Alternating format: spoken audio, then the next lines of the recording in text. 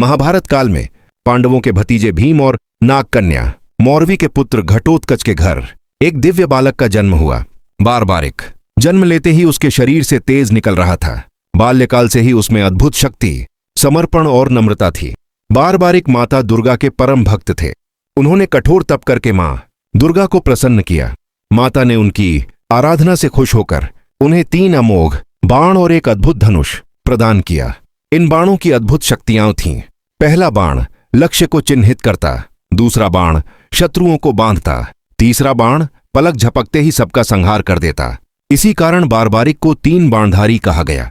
बारबारिक ने संकल्प लिया था, मैं युद्ध में उस पक्ष की सहायता करूंगा जो कमजोर और हारता हुआ दिखे।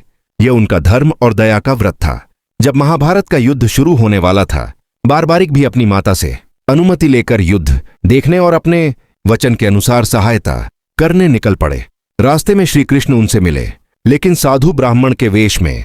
कृष्ण ने बारबारिक से पूछा, तुम युद्ध में क्या करोगे? बारबारिक बोले, जो पक्ष हारता हुआ दिखेगा मैं उसी का साथ दूंगा। कृष्ण ने सोचा, यदि यही नियम उसने युद्ध में अपनाया तो विजयी पक्ष भी पल में हारता बन जाएगा और युद्ध कभी समाप्त नहीं होगा। धर्म की विजय असंभव हो जाएगी। कृष्ण ने उसके बाणों की शक्ति को परखना चाहा। उन्होंने चारों ओर पेड़ों की पत्तियों को छिपा दिया और कहा, इन सभी को अपने बाण से गिराओ। बारबारिक ने सिर्फ एक बाण चलाया। वह बाण घूम घूम कर सारी पत्तियों को काटता हुआ वापस तरकश में लौट आया।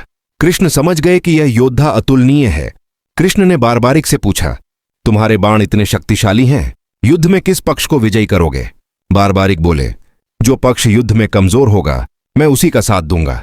कृष्ण ने कहा, ऐसे में विजयी पक्ष भी पल में हारता दिखेगा और युद्ध कभी पूरा नहीं होगा। धर्म की रक्षा कैसे होगी? इसीलिए भगवान कृष्ण ने उनसे मांगा, मुझे दान में तुम्हारा शीश चाहिए। यह सुनकर बारबारिक क्षण भर भी विचलित नहीं हुए।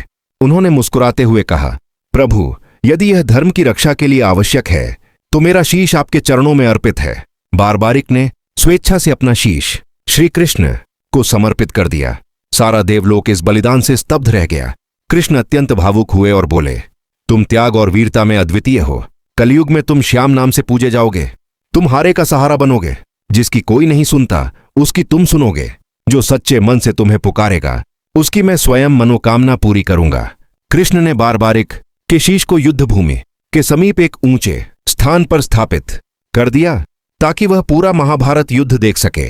बारबारिक के शीश ने पूरा युद्ध आरंभ से अंत तक देखा। युद्ध समाप्त होने के बाद बारबारिक का शीश धरती में समा गया। सदियां बीत गईं। एक बार राजस्थान के खाटू गांव में एक किसान के खेत में हल चलाते समय एक पवित्र शीश निकला। जब उस शीश को घर ले जाया गया, घर में दिव्य प्रकाश फैल गया। राज्य के राजा ने इसे सपने में दिव्य संकेत मिलने पर एक मंदिर में स्थापित किया। यही स्थान आगे चलकर खाटू श्याम मंदिर के नाम से प्रसिद्ध हुआ।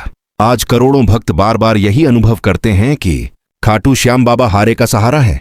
वह मन की हर समस्या, हर पीड़ा, हर दुख को दूर करते हैं।